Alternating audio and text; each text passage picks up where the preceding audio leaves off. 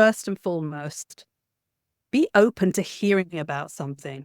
Doesn't matter if it's not for you in the end, but just be open to hearing about something you've never done before, you probably never heard of before, or you thought you heard about it, but don't really know what it is.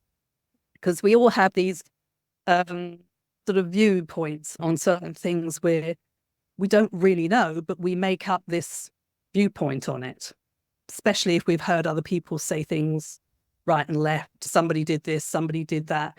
And we have this view, which is very coloured through like coloured glasses. And I would suggest being open and hearing it properly before you actually make a decision as to whether it's something for you or not. Yeah. Hello and welcome to the Shift Your Day Job podcast. I'm Brittany Cates, your host and companion on this incredible journey of career transformation. Get ready for inspiring stories, valuable insights, and a roadmap to shift your mindset towards a more fulfilling professional life.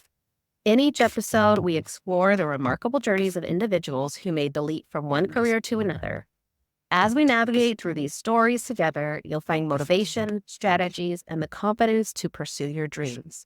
Whether you're feeling stuck, contemplating a change, or just seeking a dose of inspiration, this podcast is your weekly companion.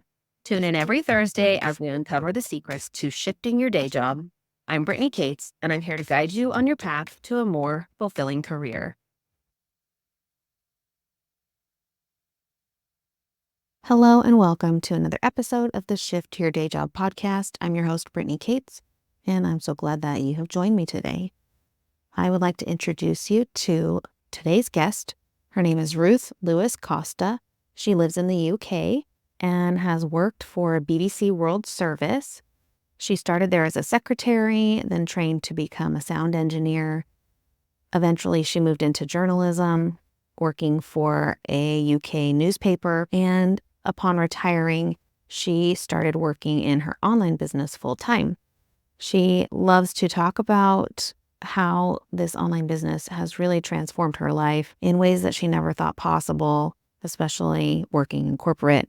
She talks about the personal development that has really helped her grow and understand herself better and really come to love and accept herself and show up more authentically.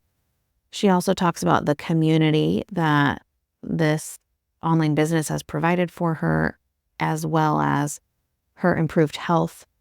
She can't imagine having retired and not having something like this to really bring meaning and purpose and fulfillment into her life. So we had a lovely conversation. She's so easy to talk to, so open and friendly, and I hope you enjoy learning about not only Ruth's career journey, but her beautiful perspective on life. So without further ado, please welcome Ruth Lewis-Coste to the podcast. Ruth, welcome to the Shift Your Day Job podcast. I'm glad that you're here and that you're a guest on my show. Welcome. Thank you, Brittany. It's really lovely to be here. Thank you. Now, Ruth and we chatted a few months back, and that was really fun to meet her and get to know her. And so I'm really glad to have her on my podcast now to share the story of Ruth, your career journey. Let's jump into that. Tell us about what you originally did in your career and then how a shift occurred and where it took you. Okay, I have had rather a long career, I have to say. And so I started off working as a secretary. And so I didn't go to university or anything. And I got myself a job at the BBC World Service and loved it there. But while I was there, I decided that being a secretary was definitely not what I wanted to do long term. So I started to put feelers out to learn the process of actually production, really, and interviewing. And I had a really wonderful manager at one point, and he was so happy to help me. And he taught me a few things, showed me around a studio, and then actually sent me off on interviews. that, if they were good enough to bring back, they were going to go into the magazine program that we worked on. So that's how I got started, really, on the journalism journey. So I started making these sort of 5-minute little shorts that went into the program. And I did more and more. And in my spare time, I went out and did some quirky things and what have you. And eventually, from there and from that experience, I actually got onto a training course to be a sound engineer, well, still at the World Service. So that was the start. But while I was doing that, I was continuing doing the little features that I was doing for various programs by this time. I did a production training sort of a few months in World Service Sport. And that was very interesting. I was doing some live presentations there. And that's when I decided live presentations, not for me.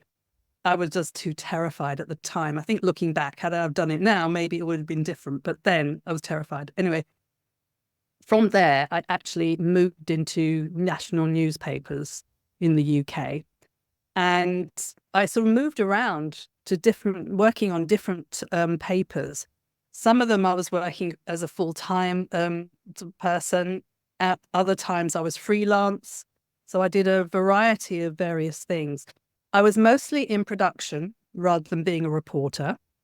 So I was doing a lot of editing, a lot of designing pages, lots of different things. And it was really interesting.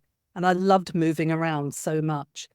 And then I worked for a number of years on the Evening Standard, which is actually a London paper, but actually is known nationally. And then I moved to Financial Times for the last 10 years of my career. And I loved it there because I got the opportunity to move around, work on different desks, have different experiences. And then I was also a podcast producer towards the end, which kind of took me back full circle to when I was a sound engineer originally. Although when I was doing it then, I was doing it not on screen.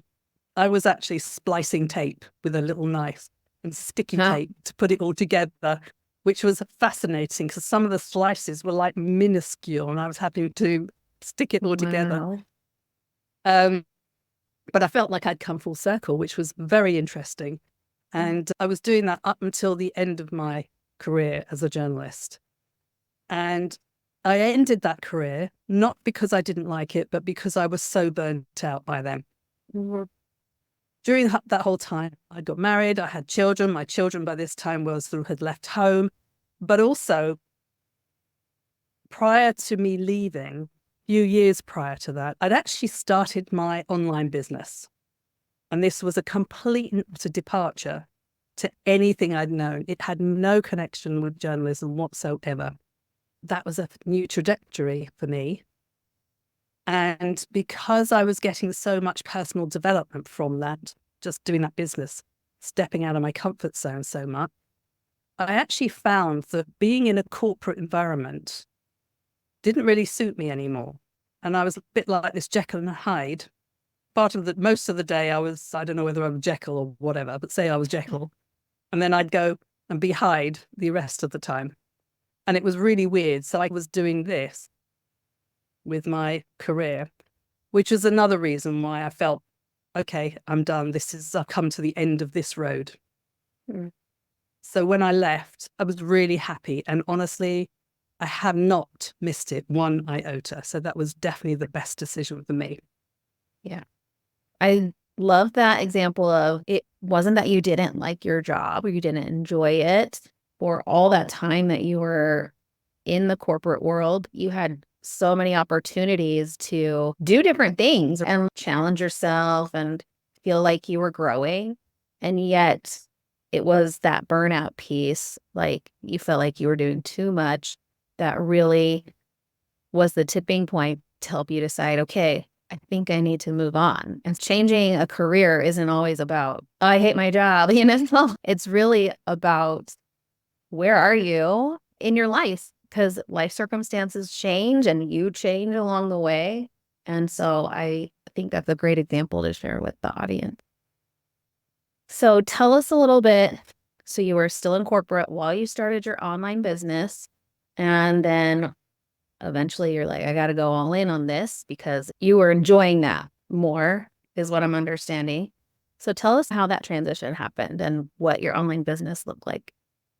So I was doing it for several years. I was doing the two together, which was very easy to do because the online business is so flexible that I could choose when I did it and I didn't have to spend hours and hours doing it. I could do it on an hour or two a day and I could easily fit that in. So it was perfect. My children were beginning to be more independent as well. So I had a little bit of extra time, although this is something that plenty of people do, having not only a full-time job, but multiples of children. I don't quite know how they manage that. Anyway, they do. So when I stepped back from my journalism career, what was lovely, because I essentially retired at that point. I was at an age where I could retire, put that label on it anyway. So having retired from my job, I would not have chosen to have another job, but I had my business already, which made it so much easier because I felt like I already had something in place. I didn't have to go searching for something to keep me occupied because I was in that retirement zone whereby I could have just taken my pension and that would have been it. But not really what I wanted to do. But I had something in place, so I did not have to go searching. And because I'd been doing it for several years, I was also very well versed in it. And therefore, it wasn't a major change for me. But what it gave me was I was able to do this work still on an hour or two a day and have the time freedom that I for so long had been craving. And obviously I still have it today. So that's the beauty of it. I was able to do things during the day, like all the fitness that I like to do and traveling that we like to do. I could do that because I could take my business with me if we traveled, or I could just choose to build it around my life rather than around my job. Yeah. And it comes down to what are your values? What are your priorities? And you had the option to retire. So that is unique. And some people might not have that option, but their values have shifted over time. But I also know like a lot of people when they retire, they're like not ready to stop doing work. Like work provides meaning and some purpose in your life. And so I think that's a great example of still being able to do that, but also have those opportunities for that work-life balance, that freedom to explore and do the traveling that people look forward to in retirement or whatever that looks like. So yeah, absolutely. And the thing is, doing what I do, it keeps me so relevant because I'm doing what I love doing, which is keeping myself healthy. It's really important. Doing all the kind of the exercise that I do.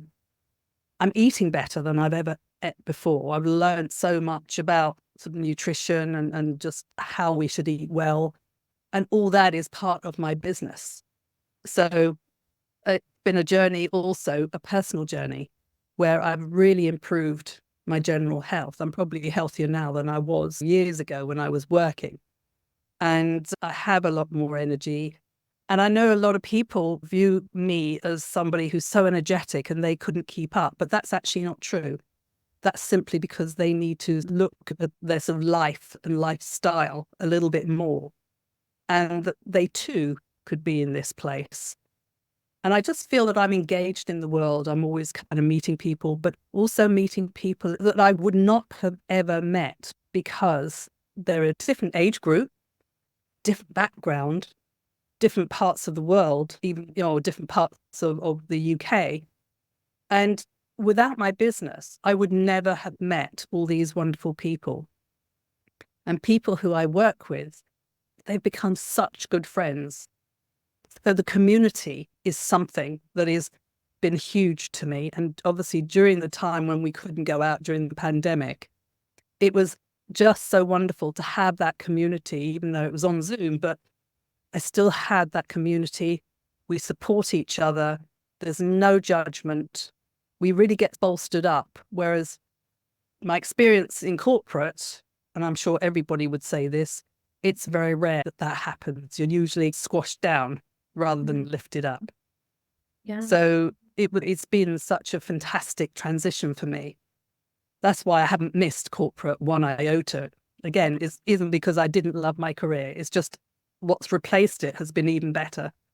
Yeah. It's like this opportunity you didn't even know existed until you branched out and you tried something new and things unfolded in a way you never expected. And I think that's a big lesson for people to realize is, yeah, it's scary in the moment, leaving behind something that's familiar, but you don't really know. A, you don't have to know where it's going to go when you do make a switch in your career. But B, allow it to evolve and enjoy the ride, enjoy the process of it, because I love that it expanded your world in ways you never knew you needed, right? That's right. And I would say for people in their 50s, 60s, whatever, that it actually helps you feel so much younger as well. It keeps you alive. It keeps you energized. It just helps longevity, I think. In fact, there has been research done on happiness and the best places to live. And it's all connected around community, apart from healthy eating and things, but community is such a big part of that. So having the right community who lift you up and don't drag you down by moaning all the time is just, it's a godsend. It's priceless. It really is. Yeah, I love that. Was there ever a point when you started doing your online business where you had some self-doubt about venturing into this new territory? And do you have any advice for people that are facing that kind of a, challenge? Yeah, I absolutely did. It was because I've never done anything like this before. And I didn't ever imagine myself doing anything. It just wasn't in my radar. It wasn't like I saw somebody and thought, oh, I'd like to do that one day. It was a absolute, completely surprise when it came to me. And I just thought, could I do this? What really helped me say yes was the fact that I was going to have mentorship. And therefore, somebody was going to hold my hand and literally show me what to do step by step. I didn't have to reinvent the wheel. I didn't have to create the whole system. The system was already there. And literally, I could go and do one thing and then go back to my mentor and say, okay, what's next? Or she would come with me to help me talk to people about what we were doing. I didn't have to do it by myself. That ultimately helped me say yes, because I knew I couldn't do this on my own in any way, shape or form. So I was almost a bit terrifying. I remember when I first said yes to it and signed up to it, actually waking up, I think it was the following morning or probably all the next week in a hot sweat. Oh my God, what have I done? I felt like I'd signed my life away. And all the usual things that go with it. What will people think? Oh my God, if it doesn't work, all these things that you do think about.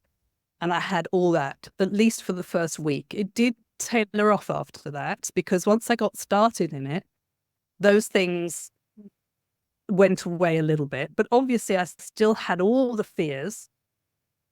This was so new to me that I had to rebuild myself as a person. And that's where the personal development side came in. I was growing in confidence because, surprisingly, and surprising to most people, all throughout my life, throughout my career, I didn't have a huge amount of confidence. Although I hid it, and outwardly it looked like I did, I really didn't inside. I had what's now called imposter syndrome, but I didn't know what it was called at all then. And that was also down to the fact that I didn't have a degree in what I was doing, and everybody around me had a degree, if not 2, 3, 4 degrees, and I didn't have anything.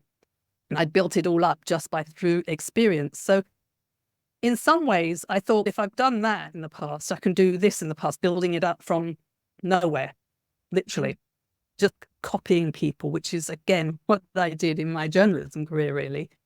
And so obviously, bit by bit, I gained confidence. I gained belief, but it took me years, actually. Some people get over it very quickly. It actually took me years. And it was a bit like it was a very slow process, sort of bumping along the ground. Then when I retired, I went up again. It was because I didn't have that other side to me that I had to go back to every day. I was able to literally shoot off, and I felt a sense of freedom and huge growth. So I stopped working in my career in 2019. And since then, I've literally grown, instead of that, I've literally grown like that. Obviously, personal development isn't something that ever comes to an end. But those two kind of parts, one was like bumping along like this. The other one shot up like that. And I'm still going up, even today. Mm-hmm. But I'm so much more confident than I ever was. And that has helped me a lot. So it's surprising that it's taken me so long. But for some reason it has. I can't explain it, but it just has. Probably I had so many years of the various kind of beliefs that I had about myself, about my capabilities, that everybody has. And I'd had them for so many decades that it's taken a little while. It's a little while longer to get out my own way, basically. But that's happening now particularly fast. So that's the good thing. Yeah, that's awesome. So just to add in as well, because you said, what advice would you give to people? I'd literally say, first and foremost, be open to hearing about something. Doesn't matter if it's not for you in the end, but just be open to hearing about something you've never done before, you've probably never heard of before, or you thought you heard about it, but don't really know what it is. Because we all have these sort of viewpoints on certain things where we don't really know, but we make up this viewpoint on it, especially if we've heard other people say things right and left. Somebody did this, somebody did that. And we have this view, which is very colored through like colored glasses. And I would suggest being open and hearing it properly before you actually make a decision as to whether it's something for you or not. Yeah. I love that advice of not letting other people's ideas or even your preconceived notions, right? Yeah, dictate. absolutely. Be open to explore and learn new things. Absolutely. I think we have preconceived ideas mostly because we don't know what it is really. We think we do. We create an image of what we think it is. Or as I say, hear other people say something, but ultimately we don't actually know. And very often we're very wrong in our opinion. Right. I want to go back a little bit for just a moment. You talked about the Jekyll and Hyde feel when you were doing both of your jobs at the same time. Are you saying that you felt like when you were in your corporate job, you weren't maybe showing up as authentically as you were when you were doing your online business? Yes. Is that yes, absolutely, 100%. It was only when I started the online business I realized that. Otherwise, I would never have known. I would have continued that thinking it was really me. But I was learning more about myself and just, as I said, growing as a person. And I could see that who I was at work, I couldn't be the true me. I would have probably caused lots of ripples, not by being rude or anything, but I think I just might have been a bit too beaten, too happy clappy type thing for the people at work. I'm not exactly that person. Yeah. But to be honest, I probably was slightly that person because I do remember when I went for an interview at the Financial Times and because I like color, as you can probably guess. So I wore a black skirt and a red top and I walked into this vast room of journalists and I had a sea of black hit me. And I thought, oh my goodness. Yeah. And I was wearing red. It wasn't bright red, but it was red. And I thought, I am not going to come in and wear black. I'm sorry, but it's just not my color. So I always came to work with a bright top on. And then I started noting a few other women coming in wearing a bit brighter colors. And eventually everybody was doing it. But that was me before I started my business. So there was obviously that person inside me Yeah. But I wasn't that conscious of it. It was only afterwards I was conscious of it, thinking, yeah, I started that, but it didn't occur to me at the time. Yeah. Yeah. I wanted to touch back on that because I know that I felt that way in teaching. Like I felt like I wasn't showing up as my authentic self.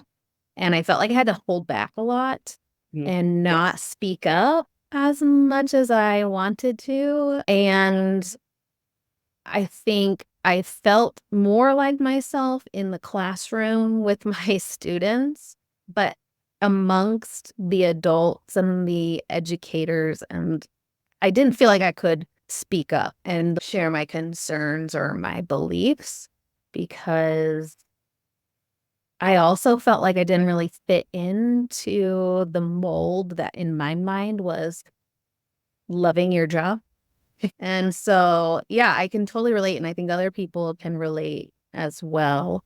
And it was that personal development piece that kind of opened your eyes up a little bit to, oh, I am like holding back when I am at work. And for me, it wasn't feeling good. Did you start feeling that? Like it just didn't feel good at work? Yes, that's right. It didn't. I mean, in some ways, I was quite lucky because obviously being a media environment, there were lots of creative people there.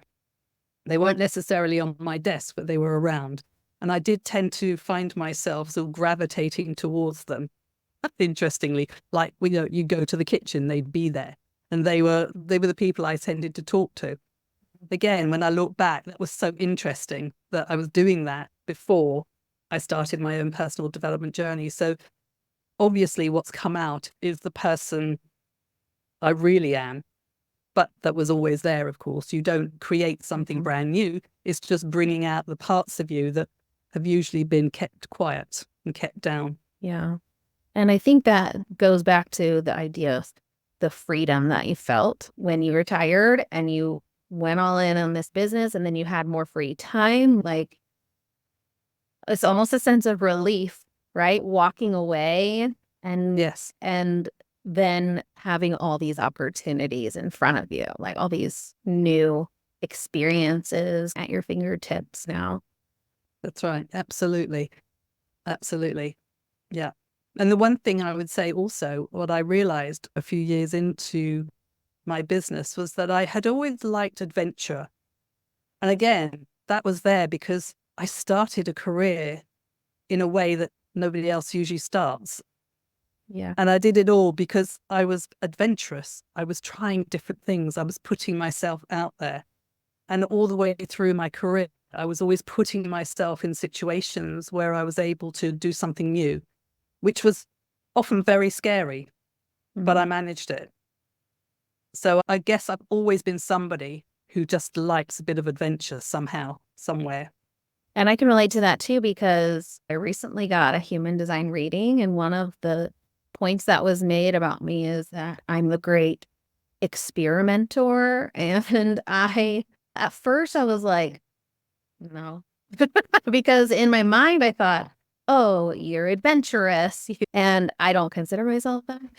I'm not going to go climb a mountain or jump out of an airplane. Like that was what I was thinking about it. But as I reflected more, I realized, oh, maybe I am like similar to you. Like I try things and I explore and and yeah. So it's interesting once you start recognizing that in yourself to be able to reflect on how it's affected your life. Cause like you said, we're always the person. It's just a matter of if we're bringing it out and showing everybody or even just like noticing it within ourselves.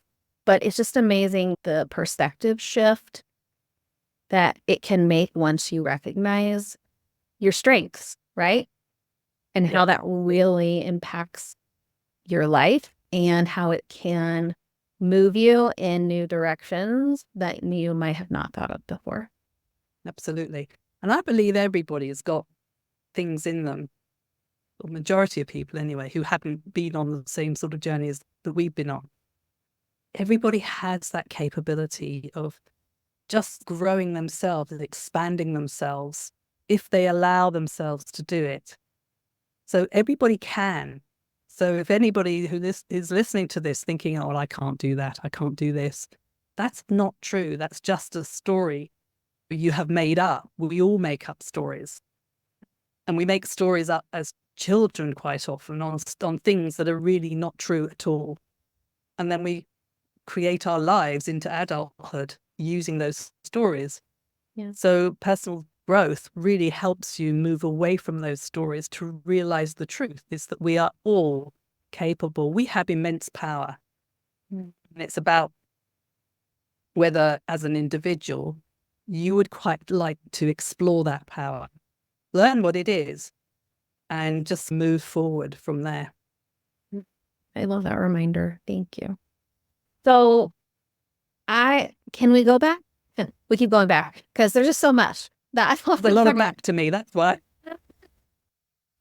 You talked about you always felt the imposter syndrome came up for you when you were in your career because you didn't start the same way as everybody else. How did you move through that? You had a really long career, so you're obviously really good at what you did and you enjoyed it, but you carried that with you the whole time. Can you just talk a little bit more about how you worked through that, maybe discovered that? Any advice for people feeling the same way? Obviously, for a long time, I wasn't really aware. I just felt inadequate. I felt like everybody knew more things than I did because they'd been to university. I had this misconception, this story in my head that because they'd been to university, they knew more than I did. But actually, that's not true at all. They've been educated, perhaps through books and what have you, on a subject more than me, but that's not a life skill necessarily.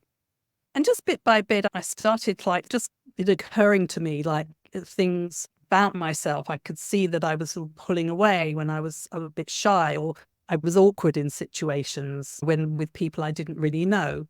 Very often, for example, even in my teens, I'd go to a party and I'd just remain at the back. I didn't go up to people and say, hi, how are you? I just stayed in the back and waited for people to come to me. I didn't have that confidence. And as the years went on, I recognized the fact that I always felt everybody knew more than me. I didn't question it, though, at that time, obviously. It was only after I knew more. And sometimes I'd go for a job and I'd get it. And I think, oh, God, they're going to find out that I can't do it. I'm not good enough. So there was always like that feeling that I was going to be discovered as somebody who shouldn't be there. Yeah. Which, again, was a bit bizarre. And it's actually even before I started my online business, my husband would always tell me, look at what you've done. Look at where you've come from. Look at how much you're doing. But of course, I didn't believe him because he was my husband. He has to. Why would I believe him? Because he just likes me as I am. Fine. So it's a very hard one to know until you start a personal development journey to really understand what's going on and why you feel a horrible feeling that, oh my God, I'm going to be discovered soon. Somebody's going to notice that I can't do this, I can't do that, which is quite a hard thing to live with all the time because I was changing and growing and doing new things all the time. So I constantly put myself in the position of being discovered. Yeah. Not in a good way, but discovered like, what's she doing here? She doesn't belong here type of thing. And yet I managed to get through it. So that proves that was in my mind, but nobody else thought it. Yeah. Yeah. Interesting that you just even though you felt that way, you still kept going for those opportunities to push yourself and step out of being just rotten to myself and forcing myself into situations. Yes, you're right. Here's an example of yeah, interesting how that worked. Yeah, I think a lot of people can relate. I can relate as your copy. I think one of my character traits must be huge resilience, because when I look back and I think, oh my God, some of the situations I got myself into and then got myself out of, in terms of the work I did, and just the learning I had to do. Yeah, I was very resilient to put up with that, because I'm sure a lot of people might have said, no, I'm done. I can't take this anymore. But I never gave up on it, or me. Yeah. This idea of not giving ourselves enough credit for what we have done in our past to get us where we are today, something that I still struggle with today, but it was one thing that helped me to say, you know what, if I could do all of these things in my past to get me to this point, I can surely do all of these things to change my career and to start something new and be successful at it, because I'd already proven that I could do it in the past. And that was a really eye-opening experience. And I didn't even notice it until someone else pointed it out to me. And now in your case, it was your husband and you're like, meh. But I'm like, mentors are really, or even just having a support system around you, are really going to help you see things in yourself that you have a hard time seeing from the inside, because they Yeah. see you, how you show up on the outside, and what your strengths are. And yeah, so not being afraid to ask people, and maybe giving your husband a little more credit. Interestingly, though, there's still, every so often, I'm so hard on myself, and I'll do something and it doesn't quite work out or whatever. And I'm always saying, did you do enough? You haven't worked hard enough. That sort of drive. But because of what I know about energy and how that works, it's not actually about working harder. So I actually have to stop myself and rein myself in, thinking, no, that's not the answer, because that actually doesn't go anywhere. It's the energy you're in, not the working harder. And at moments like that, I'll always pull myself down, thinking, oh, you didn't do enough. You didn't do it right. You've got to learn this. You've got to learn that. And that's when I have to walk away and give myself a little bit of time just to recenter. So those feelings of old do still come back to bite you in the behind. But I think once you know how to deal with them, it's okay, because you can bring yourself back and center yourself a bit more to move on. Yeah. What are some strategies or tools that you use to center yourself and get back to? They're the obvious ones, I think. Meditation, definitely. I know a lot of people say journaling, but for some reason, I don't actually do much journaling, I should say, which is interesting given that I worked in that career. But I meditate. That really helps me. And just like to sit in the calm and think, or go for a walk in nature. I'm very lucky that where I live, I'm in a city, but I live very close to a really lovely big park that I can just go in and walk around. It's beautiful. There are so many different parts to it. It's huge. I'll take a different route each time. And I can just go and mooch around quite comfortably. And it's so refreshing to be able to do that. So those are my main ones, I would say. But there's always things like just I've got a gratitude journal, actually, and just sitting down and writing about things I'm grateful for really helps. But I do have a morning routine. It's only half an hour, but in that routine, there is a little bit of meditation and gratitude and affirmations as well. But that centers me for the day. That really helps. And I notice the difference. If I don't do that for a few days on the trot, because it's quite early, and sometimes if I go to bed, I don't want to get up early. I do notice the difference, interestingly, because it sounds very, oh, well, it won't make any difference, but it actually does. So that's my go-to, is having a morning routine. If you can do it with other people, that's even better. But if you can do it on your own, it's absolutely fine. Just do the bit of meditation, a bit of gratitude. And even if you just did those two within the space of half an hour, that's a really good start to the day. Yeah. Thank you for sharing that. Yeah, I like that advice. One more question, two more questions before we wrap up. How did you start getting into personal development? What did that look like for you? As it was part of my business, so there was lots of training on it, but also loads of books. And as time's gone on, podcasts, So I listen to audiobooks. I'm always reading a book. In fact, I usually have two on the go, one upstairs in my bedroom, one where I can just sit and read it. So lots of different places, really. But those, that's the main thing. But from essentially the business that I do, because we have so much training on it, because it's such an essential part of what we do, who we have to become if we want to be successful. And success is obviously different for everybody. But if we want to be successful in the way that we have chosen, we have to grow ourselves, be self-aware, learn how to deal with situations. Of course, life always happens. It doesn't mean that you stop getting angry, you stop getting anxious or whatever it is. But what it is, and essentially it is that being able to bring yourself back out of that quite quickly and not let it bring you down. And then you're stuck in a cycle for days on end.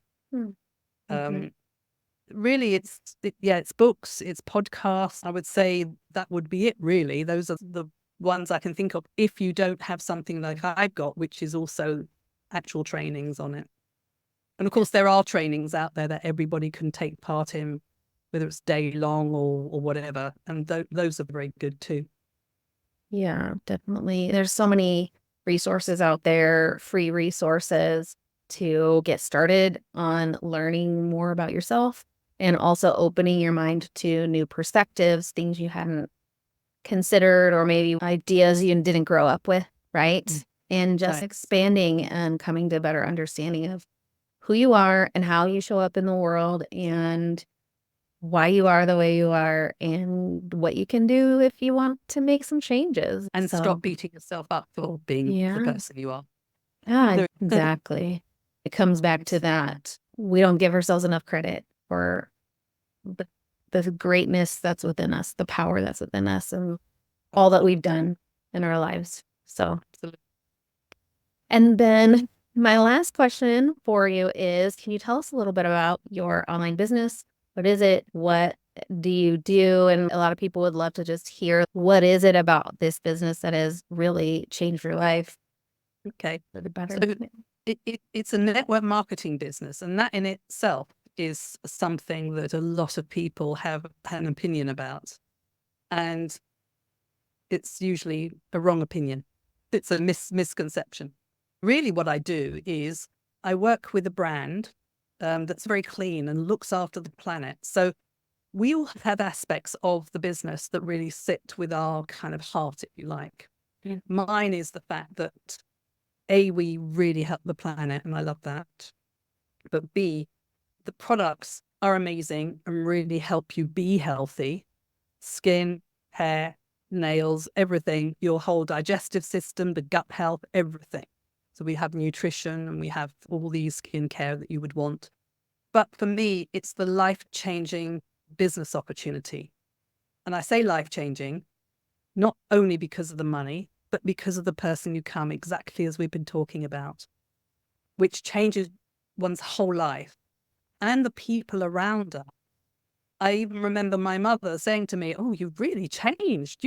You're so much nicer now." And so back to the actual business, then really all I do is I go out and talk to people, essentially, whether it's online, whether it's in person, and offer the business opportunity for them to be able to earn some extra money, but around all their other commitments.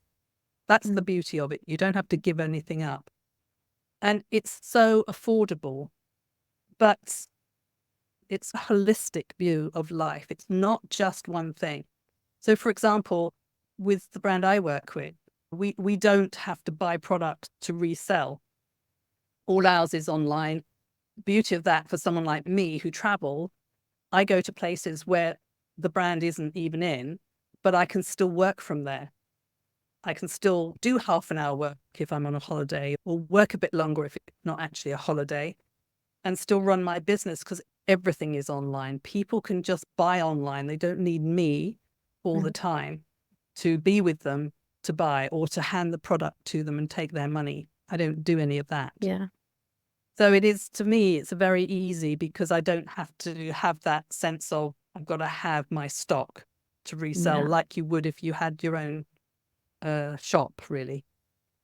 So it makes it easier. And then, of course, the other thing that made it an easy sort of decision to go into, and this is the same for all companies, is that you have everything supplied for you. You have your website. You have the back office all done for you. You have the customer service done for you. The delivery is, in the main, is done for you. And that's what makes it an easy decision to jump in. And also, for anybody who finds that after a while it's really not for them, it's an easy decision to come out of, because you haven't lost zillions of pounds like you might with a franchise or whatever, which can cost you about £60,000 minimum now. I know for us it's £70 to get started, and occasionally, like this month, it's 30. Then we buy ourselves a few products to use ourselves, because we have to be using the products so that we can promote them. Yeah. And that's it. That's the investment. It's a ridiculous, it can be like less than, it can be £150. And that's an investment that can change the trajectory of your life in any which way you choose. Yeah. Well, thank you for sharing. And if anybody wants to learn more about it from you, I'd love to get those links that I can share in the show notes so they can get in touch. Absolutely. I'd love to talk to anybody about this if they just want to know. There's no commitment. So it's really just a question of finding out, even if they're curious, even if they're not wanting to do anything before they even hear about it. And they know that for sure. Just be curious and learn, because I think education and everything is so good. Yeah. Yeah. Like we've been talking about. If you just want to explore and learn more, then that's great too. So I love that your door's open for that as well. Yeah, absolutely. Amazing. Ruth, thank you so much for being on the podcast. It's been a pleasure chatting with you again. And I am just so grateful to have met you. And I think your message that you share is just really uplifting and inspiring. And so Thank you. Appreciate you and your time. Thank you very much. And it's been total joy to be on here. And if I can just literally help change one person, I'd be really delighted. I love it. Thank you.